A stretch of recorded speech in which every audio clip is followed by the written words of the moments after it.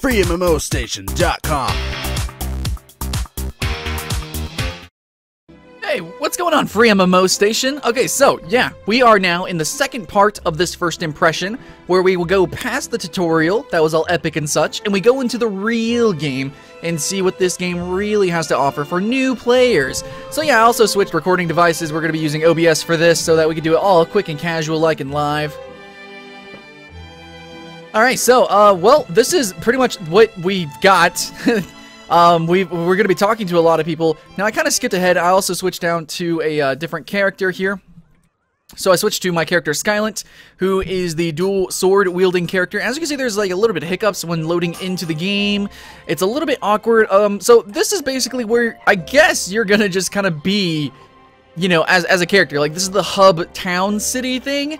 It's nowhere near as glorious as Stormwind or, you know, many MMOs, hub cities, and, you know, it's just pretty freaking basic. Now, there might be multiple hub cities. I mean, I could be wrong. This is just a first impression. Dragon Nest is the same way. Dragon Nest, you have, like, multiple little tiny cities that you go about, and then you finally get to the main hub city much later on in the game. But anyways, man, look at that costume, bruh! We're gonna show you the actual gameplay now that we are, going into the game here. So, as we can see in the right here, we have some quests. We need to buy a sapphire ring. So this is what I've been doing for, I got 99 hours in this game. Most of that is basically running back and forth, and doing quests. So I need to, I don't know, I need to go over here, do a quest over here and go to this message board, whatever. So yeah, basically it's like you're just running back and forth talking to people, and it's really freaking annoying. And that's why I wanted to separate this this first impression into multiple parts, because it would be really boring just watching me going back and forth doing different quests. But honestly, I gotta mention it. To be honest, in my first impression, yeah, that's what's happening. You just run into, not only are you running back and forth, but they're instance areas. So there's a slight load time, and then you gotta actually go through this dialogue. It's pretty easy to navigate once you get, like, you understand it, but still, there's a whole lot of dialogue. So I'm gonna give her the thingamabobber, and then, woo, we did the quest! Oh, so cool! Okay, so I guess that's it. Whatever. Okay. And that's it. Okay, so we can end it. We don't have anything else going on here, so we're just gonna leave, exit out. Slight load screen. Not really. I mean, it doesn't take very long. For some machines, maybe more than others. Depends on your internet connection as well. Keep that in mind. So yeah, we can just run in and do a dungeon if you guys want, just so you guys can see the early level dungeons, which are honestly really, really short and kind of boring, but not as fun as Dragon Nest, I honestly think. But yeah, let's go check out our inventory. We got a, like, almost full bag of just shit, basically. I don't know what any of this stuff does. It's just like, oh, there's just so much stuff that you're just given and thrown, and it's just complicated, and the UI is really small and hard to read. And overall, my experience so far, my first impressions, is just really uncomfortable. And look, my character looks stupid. My character looks so stupid. At least in Dragon Nest, your character looks somewhat appealing. So let's go to the Perilous Ruins, and this menu took me like 5 minutes to actually figure out. You have normal, hard, and hero modes.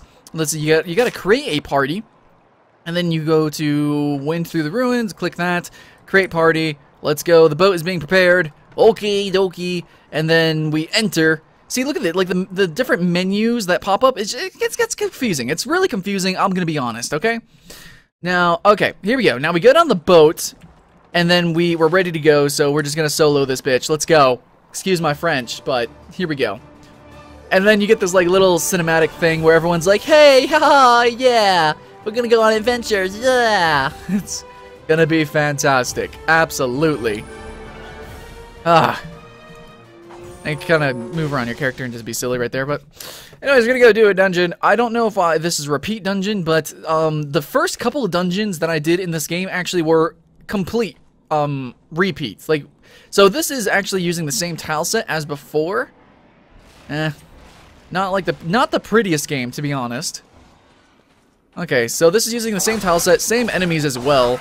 So we're just gonna hack and slash our way into here. I don't like the stutter animation, and what I mean by that is that the animations aren't completely solid. Like, they aren't smooth 60 FPS. Whenever you hit an enemy, they kind of freeze in frames, so, like, essentially their animation is 0 FPS. If you guys can see that, it makes the game look, I mean, it probably allows the game to run on lesser machines, but it looks really shitty, and it makes it seem like my machine is shitty, but it's just the game, it's how it's programmed. Though there are some actual FPS dips in this, despite me having an enthusiast build. So we're just gonna hack and slash our way through this. This is a hack and slash game. A little bit, it seems like there's some tactical advantages sometimes, like you gotta pick up environmental weapons, as we saw in the very early first impressions that did the first part. In the tutorial, we were able to see that. But when you actually get in-game, it comes up much less often. I think it's more so with bosses. I know with certain bosses, like maybe you gotta knock off their hat with a spear so that you can damage the head area, which does more damage, you know, stuff like that. But with the actual enemies, it's really more about just spamming abilities. And as you just saw, there are lots of areas where you can't leave until you kill all the enemies, very usual. So for the most part, yeah, Vindictus is a different kind of game, but it's not as different as what Dragon Nest is. Despite its art style, which I know it probably appeals to more people, I feel, in my opinion, Dragon Nest is the overall much far superior game. Even if that art style isn't for you, I want to say that you guys should probably give it a chance. But yeah, here we are in Vindictus. This is still early level stuff, guys. Just keep that in mind. It could ramp up dramatically later on. But I'm just saying, my first impressions with Dragon Nest blew me away. Where this game, it's more or less, you know, pretty usual. There's other action RPGs that actually give you more action. This one is actually a little bit more tactical. But at the same time, it's still incredibly hack and slash. So I don't know. It's like, the tactics are with the boss fights. So the boss fights are probably freaking awesome. Okay, I understand that. But just the trash mobs are so boring to fight against. Like, I'm literally just clicking. I don't know, can you guys hear that? I'm just clicking my mouse. Like, there's no thought put into this whatsoever. And I guess you could attribute that to a lot of MMOs early on, you know? It's like, you don't really think early on. You're not really pushed to your limits. Except for Firefall. I could say, you know, for Firefall, they really pushed me early on. But yeah, same thing with Dragon Nest. You know, Dragon Nest is pretty face roll whenever you start the game too. It can get pretty hard. And I suppose you can put this on a hard mode and play with a party early on, so there's that. So maybe so. And it's possible that this class is just really good at just going, you know, ham. Maybe that's what this class does. So, you know, there's a lot of things that can skew my personal first impressions and the first impressions of many other people. So keep that in mind when you're reading the comments and also watching this video and other people's first impressions. I'm just saying, oh, we gotta finish these guys. I don't know what that even... Right mouse bumper, let's go. Finish, kick him in the face or whatever. Kick him in the something. And let's continue with the dungeon. As you can see, I'm pretty sure we're getting near the end of it. It just kind of feels like it's getting near the end of it. And then once we complete this dungeon, I guess that's it. That's gonna be the first impressions. So we're gonna run over here. We got some pots we could probably break, go all Link on their asses. Yes, we can. Nothing in them though. Yeah, the game is not running as well as it really should be. No, I guess we can't go down there, so we got to go up. The textures are harsh, and overall, the game is showing its age. It has not been updated, engine-wise, in a long, long time, if ever, really. So yeah, the game looks pretty much how it did whenever it launched, I do believe, except for, you know, addition of content. So if you can get over that, then that's cool. So I guess we got to take this ladder down for a... Is that a bonus area that we could go through? Might be interesting, maybe. I'm gonna just run through here. And, yep. The same exact tile set. So I mean, it's not the same exact dungeon, but it basically is. It's just like differently shaped with different traps but the same basic monsters. And it's like we've just basically did this dungeon 4 different times. And it's really boring and repetitive. I'd like to see something else. Okay, we got a boss. So let's try. Okay, apparently this boss has the same moveset as every other guy. Maybe that's what it seems like so far. So we're just gonna whack him. Whenever he does a tell, we're gonna jump back a little bit, and then we're gonna go ham. Oh no, I didn't know he was gonna do 2 parts. We gotta dodge this next attack. And it doesn't have a 2-part. I really still love the animations though for the actual monsters. They are really aggressive, and I can say that for Dragon Nest as well. Like seriously, some of these guys seem like truly scary to me. Like look how aggressive he is. That is some really interesting animation work. So as you can see, the boss is actually like a huge health bar. Like it kind of reminds me of like Dark Soulsian level of difficulty-ish. Not as varied of attack combinations though, and they're not as deadly either. However, when we get to real bosses, because this isn't like a real boss, this is like, I mean, essentially it's like a mini-boss. The real boss is probably going to be in a couple dungeons after this. We got to repeat this dungeon over and over again until we can finally unlock the true party boss. So, but first impressions and early on, you're going to be playing solo probably a lot. I'm getting my ass kicked. I need to start doing some power attacks and chaining in some combos. Let's just go ham for a little bit and see how far we can go and see how much damage we can take. Okay, so he doesn't do much damage at all, actually, so we probably could just, like, face tank him and just smash him. Okay, so we get a chance to do a lot of damage there. We just staggered him, so there is a staggering system. We're going to dodge this attack. No, we're fucking not. My helmet broke. Yes, helmet can break, and you can see my beautiful blonde hair. Ridiculous blonde hair. Let's dodge this next attack here. God, those animations are horrifying. They seem almost motion captured. I don't know, they're really good. However, the on-hit animations are kind of weird. Maybe you like it, maybe you... I don't. I think it does make the gameplay more impactful, but I'd rather have actual physics like Dragon Nest has. You can actually knock things into the air. Okay, I can't dodge instantly.